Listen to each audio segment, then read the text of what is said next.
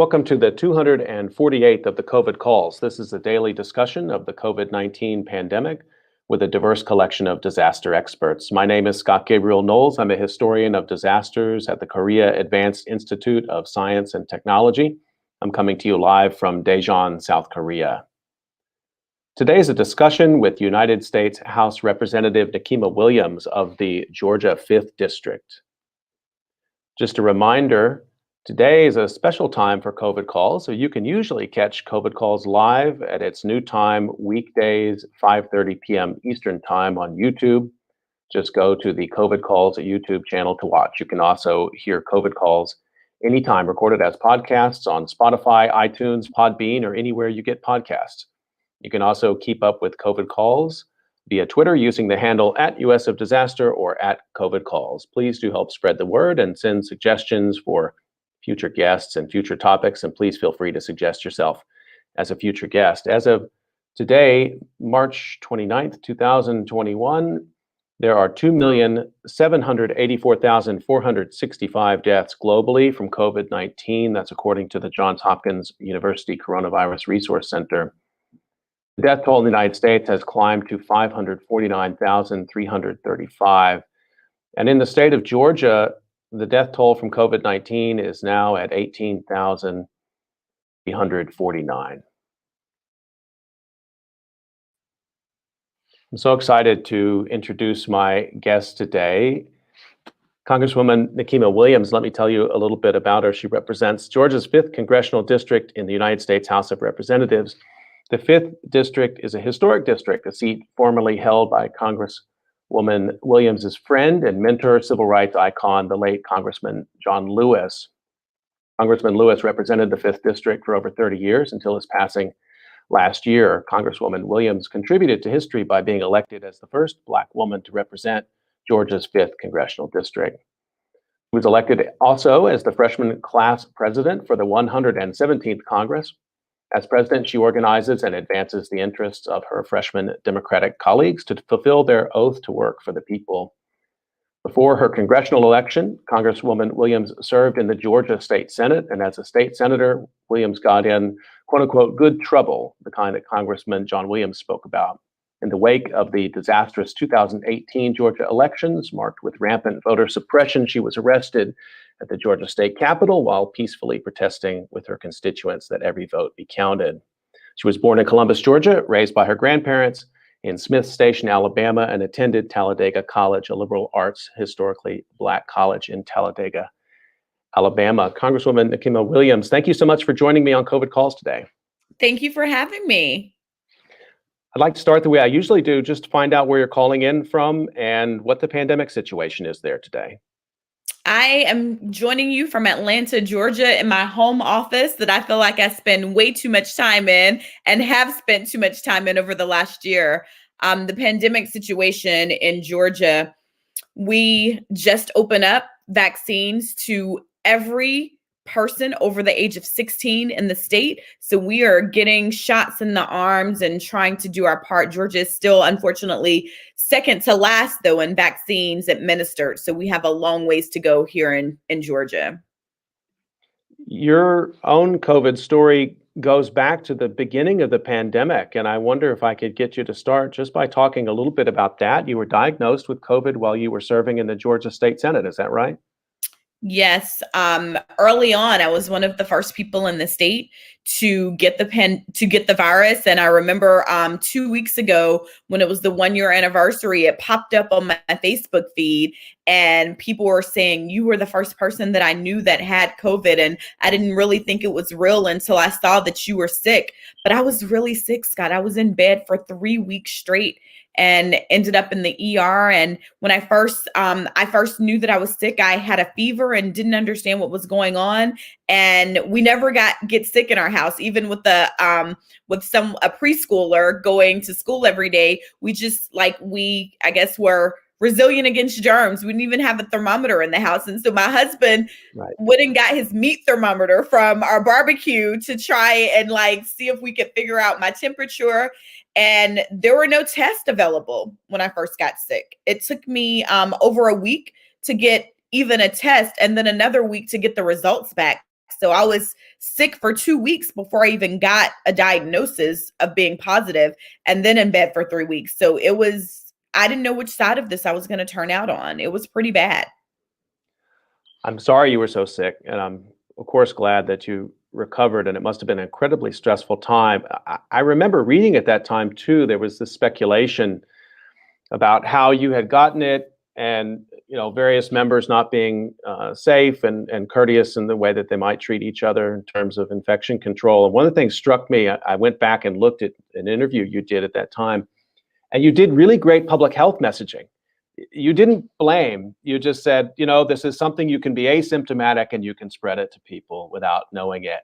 And I thought you hit a grace note as a potential political ally across the aisle, but you also spread good public health information at the same time. I don't know if that was intentional on your part or just who you are, but it was really impressive. So at the time, we were hearing a lot from people saying that they weren't sick. And we had heard from national public health leaders that you could spread the virus and still be asymptomatic. And so I wanted to push back against some of the notion that you had to be laying in a hospital bed and knowingly sick to spread this virus. And there is no way of knowing exactly who I contracted it from. And that was the only way we were going to get people to truly understand that you can't go about business as usual. You need to wear a mask. You need to stay home as much as possible because masks weren't even readily available. We had people at home making masks out of t-shirts. And I was pushing back against my governor against this law that we had on the books that restricted adults from even wearing masks in public. And so we had a lot that we needed to be doing as leaders. And oftentimes as leaders, you have to step out of the comfort zone of what you want to do, what you're doing at home personally, and make sure that you're setting forth a good path for the rest of the country. I want to maybe just talk to you a little bit now about what the first few weeks of this year were like. You gave an interview to the Washington Post recently, and you said this remarkable line. I just want to quote. You said, "As a new member of Congress, you've been a member for 3 Wednesdays. The first Wednesday, we had an insurrection and an attack on the U.S. Capitol. The second Wednesday, we had a vote to impeach the president. And my third Wednesday in Congress, I was there witnessing the inauguration and the transfer of power." That is really extraordinary. And I want to start with the first part of that. Maybe you can talk a little bit about your January 6th experience. So, and Scott, that next Wednesday, my husband told me, he said, "Nikema, I'm going to need your Wednesday to be, the highlight of the day is I got a bagel in the Longworth snack bar. I don't need you to have any more More big dramatic. days, big Wednesdays right now." But that day, January 6th, my husband and my 5-year-old son were still in town because I'd just gotten sworn in 3 days before, and it was a big deal for our family. And I moved into my new apartment right in Navy Yard. And I told my husband that morning because we've been advised to get to the Capitol early because they were expecting protests. But it was so that we could avoid the traffic and the delays in getting there. And we got there early. He dropped me off because I don't have a car in DC. And I went in and I told him, I was like, well, once I get inside of the building, I'll be fine because this is one of the safest places in the country. And that couldn't have been further from the truth. I'd been up all night the night before because Georgia's 2 Senate seats had just been called. And I've been doing press throughout the middle of the night. And so I was still watching election results. And I was an elector. I was one of the 16 electors in the state of Georgia. And so I was getting ready for my very first floor speech as a member of Congress to go down and defend the 16 electoral college votes from Georgia because Georgia was anticipated to be one of the states that was going to be contested. And so I had my remarks ready and I was preparing myself, a little nervous because I'm a new member of Congress. I'm only 3 days in and I'm going to be speaking on the floor against something this big. And I never got that moment to go down to the floor because of COVID. Members stay in their offices until votes are called. And so we were told at the end of the Arizona objection, the members from Georgia should come down to the floor to get ready for the Georgia objection. So I was sitting in my office and getting myself prepared to walk down, which I still didn't even really know how to get through the tunnels and on the floor of the Capitol without a staff member taking me. And I was watching TV and my husband called me and he said, "Nikema, something is going on. They just removed the speaker from the chamber." And I still didn't understand the magnitude of it. And I started getting updates on Twitter. And then I realized that the United States Capitol had been breached. We were under attack. I could hear the sirens, and we closed our blinds in our office and turned off the location services on our phone so that nobody could find us. Media started coming through asking me if I could do interviews and where was I. And it was a scary moment. And that evening was even scarier because we continued to the work. We got done about 4 a.m. because we didn't allow a domestic terrorist attack to stop us from our constitutional duty of certifying the Electoral College votes. But that next day, in talking with my son, my 5-year-old son, Carter, he had been watching some of the news coverage as my husband was trying to figure out if I was okay. And he said, "Mommy, are we safe?" And I tried to assure him that we were safe because my apartment is not on a ground level. And he said, "But the bad guys can climb the building. Can't they get up here where we are?" And so it's been quite the experience of trying to make sure that my son understands that he's safe at home. But after that, I now have 24-hour security right now in my driveway because I've gotten so many threats, and it's still not safe to serve as a member of Congress in this country. Thank you for relating that story. It's almost unbelievable, and even bringing it back so vividly. I mean, it wasn't even that long ago. It feels like so much distance, even since then. So many additional tragedies. But just to reflect on that moment a little bit in the context of the pandemic, I wonder if you would, because I'm curious how you might see this connection between that pandemic year that we've all lived through, and then that insurrection that you were wrapped up in, that amount of anger, political violence, unspeakable acts that happened in the United States Capitol building. How do you draw those two together? What do they mean to you in terms of how they might be connected? So number one, I guess in some ways I'm grateful for the pandemic because that meant the chambers weren't full and I wasn't allowed to be on the floor at the time, because had it not been for the COVID restrictions on the floor, I would have been sitting there waiting to make my floor speech. But fortunately, because of COVID controls, I was sitting in my office.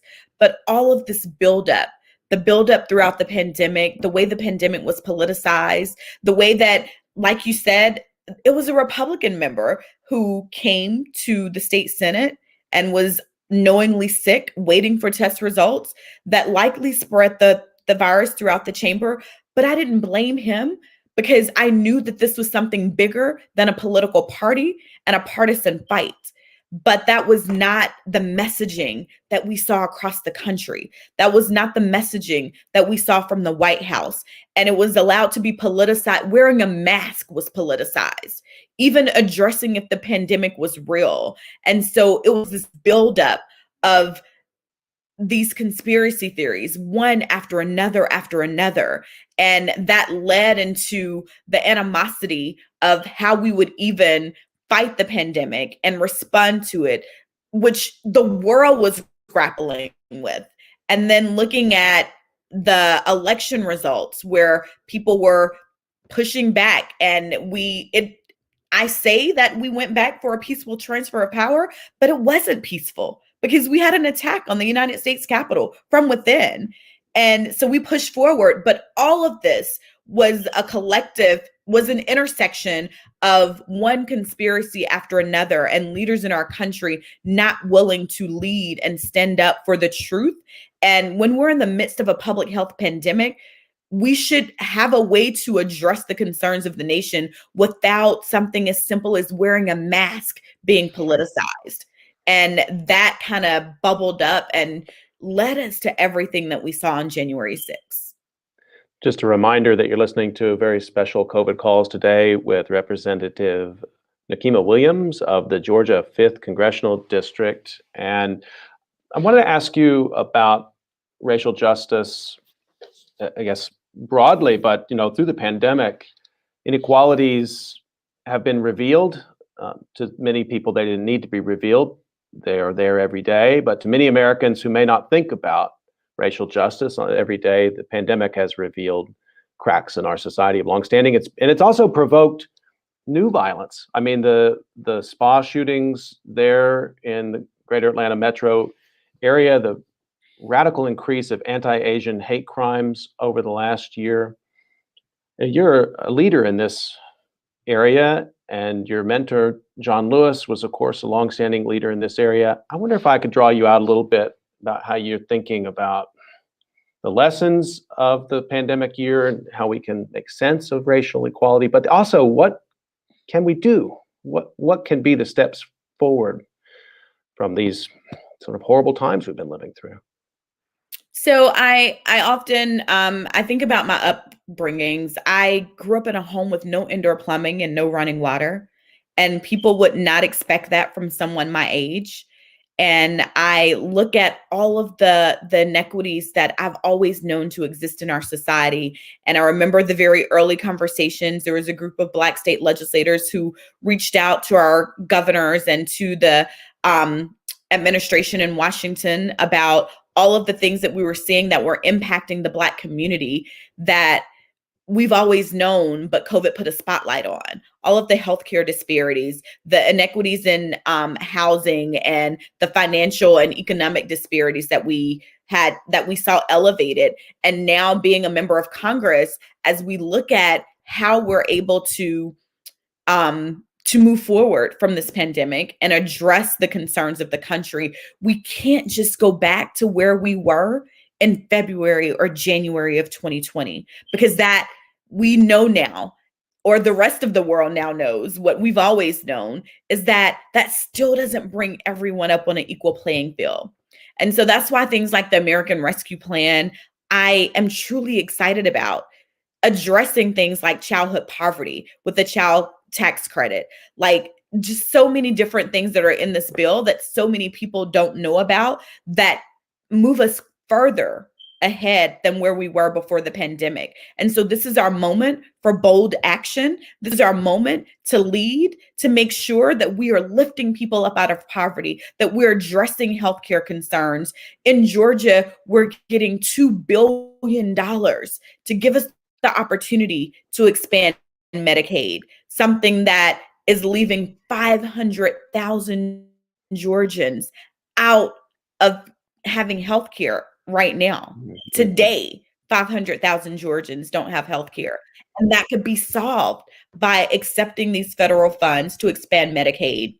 But the challenge is, are we willing to put politics aside and address the needs of the people? So I continue to speak out. I continue to speak up. Congressman Lewis taught us that sometimes you have to get in good trouble, necessary trouble, and find a way to get in the way. And that's what I have to continue to do. I have an obligation to represent people whose voices are often unheard and unseen in this process. Just to follow up on that, one of the things I worry about so much last year is continued erosion of faith in government. And of course, we were talking earlier about Republicans who would use the pandemic as an electoral strategy, basically, to reduce faith in government. That's a strategy of longstanding, but I think it wasn't just Republicans who looked around last year and said, wow, this government is weaker than we thought. These institutions are shakier than we thought. It seems like a lot of emphasis is going to need to come from your class, particularly new members of Congress, to really give people confidence again that government can work, don't you think? I'm curious how you might address somebody who. So I agree. There are a lot of people who don't have confidence in our government for good reason. Well, you have to acknowledge that people have valid reasons for thinking that our government doesn't work for them.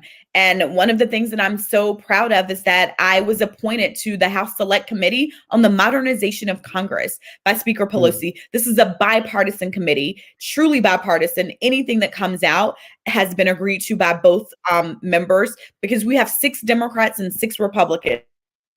So we can't even pass anything out unless we agree.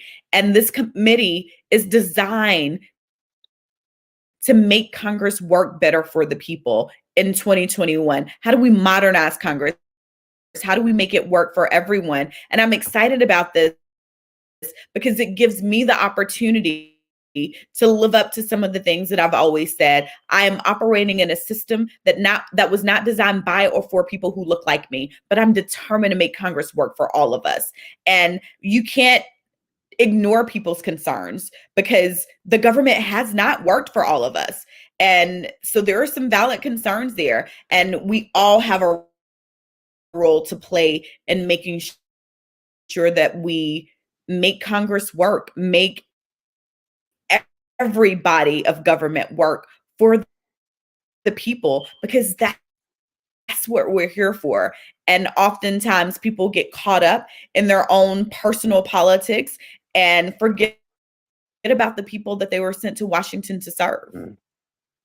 Um, A lot of times, a first-term member of the House gets a little bit of breathing room before they're thrust on the national stage. You haven't had that luxury of time. You're already on the national stage. But I wanted to ask you a more local question.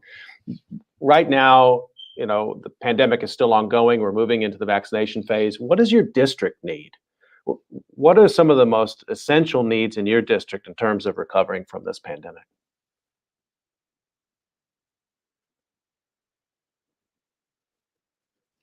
So right now in my district, we still have large swaths of population where the vaccine just hasn't been accessible.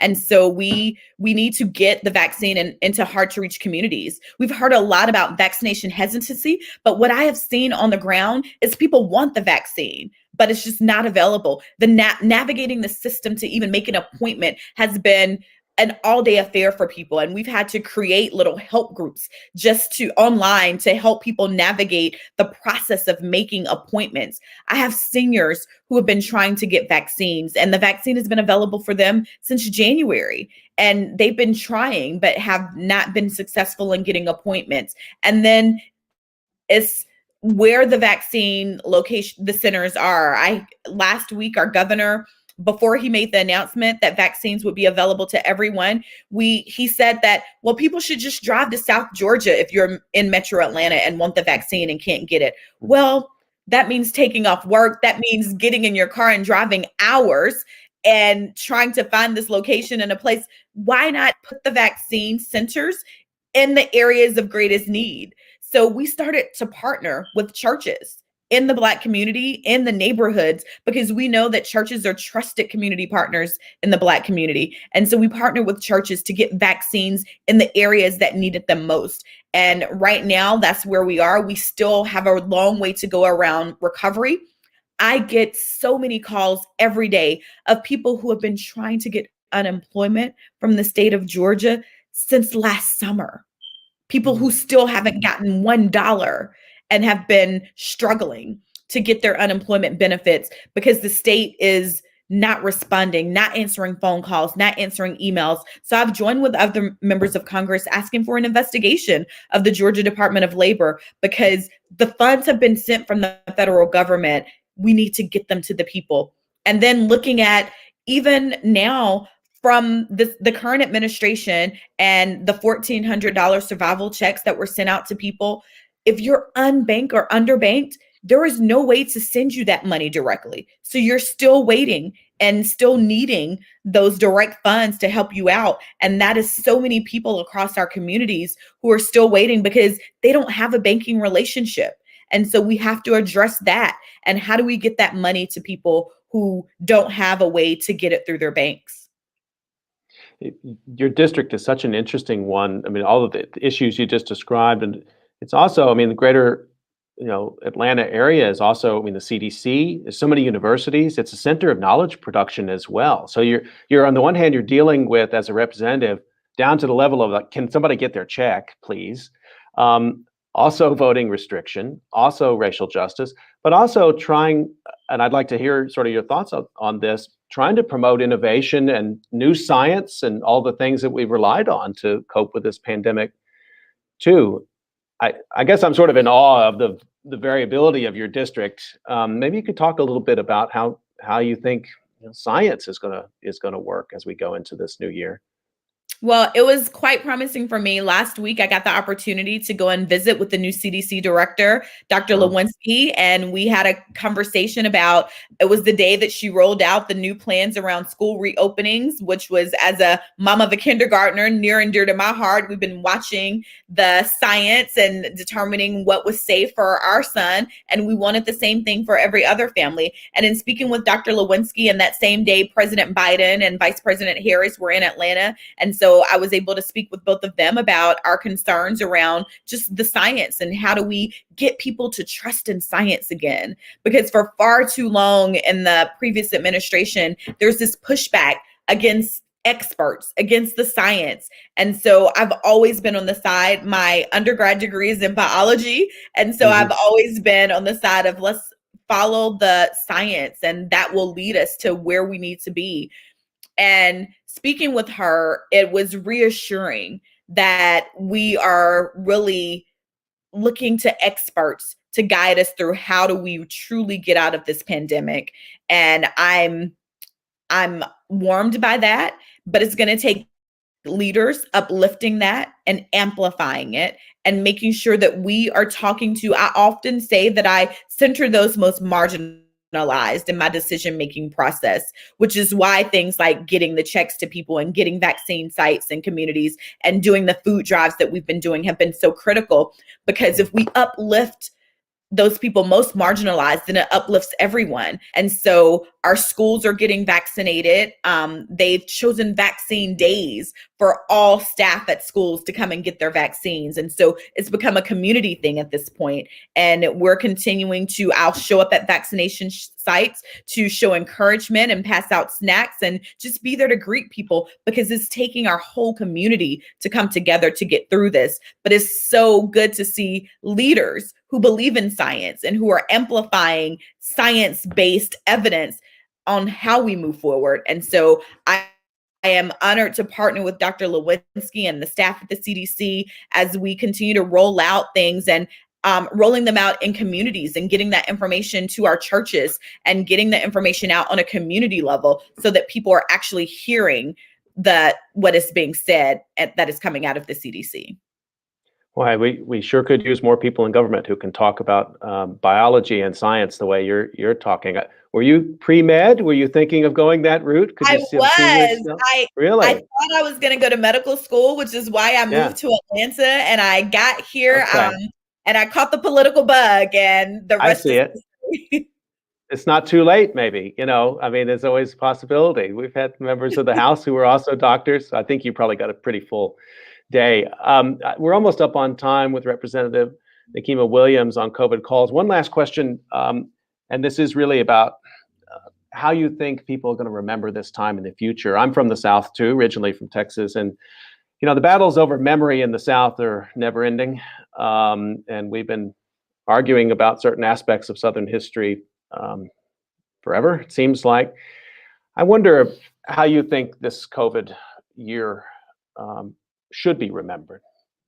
What are the ways that we can honor those who've died, those who've suffered?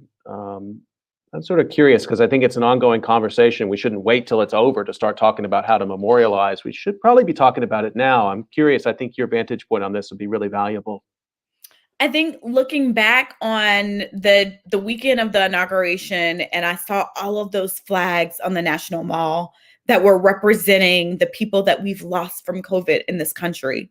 And just seeing that display and the imagery of what that represented will never be lost upon me. And so there needs to be something permanent done in this country, because unfortunately, we all know that it didn't have to be this bad. When we look at how other countries responded, some of this is on us and the leaders in this country that weren't willing to make the tough decisions. I keep looking at my Facebook memories, keep popping up and reminding me of what I was doing this time last year. And I thought that we were shutting down until Easter. And I was like, oh, I can't wait until Memorial Day. And we're going to have this big cookout. And the world is, everything's going to be better because we're going to shut down. But if this last year hasn't taught us anything, it is that we're all in this together. And you can do one thing as an individual, but collectively, we can change what happens in this country. And so that is in so many different fronts. With the pandemic, had we all shut down for 2 weeks and got this under control, who knows where we would be right now? But that didn't happen. We didn't have a national response. We didn't have, and it shows us the need for the federal government. For so many people that say we don't need a federal government or run for federal office who don't believe in federal government, which is absurd to me. But it shows us the need for a national response to something of this magnitude and what we can do when Americans truly come together to work together for the good of everyone. And so we need to continue to talk about what could have been, what still can be, because we're not out of this yet. I was just watching results over the news over the weekend where Michigan is surging again. We have these new variants coming in. And so we have to continue to look out for each other and use this as we came together after 9/11. And there were far fewer people that were lost in this country after on 9/11. And we need to come together as a country, put partisan divides aside, and look at what is truly good for our nation and what will move all of us forward. You've been listening to COVID Calls. You can catch COVID Calls live every weekday, 5:30 p.m. Tomorrow, I'll be talking to Yale University neuroscientist Daniel Colon Ramos about his experience with the pandemic and also the COVID-19 experience in Puerto Rico. And I want to thank my guest today, Congresswoman Nikema Williams, for all you're doing, for your leadership, and for taking the time to talk about your experiences today. Thank you so much. We'll be watching you. Thank you.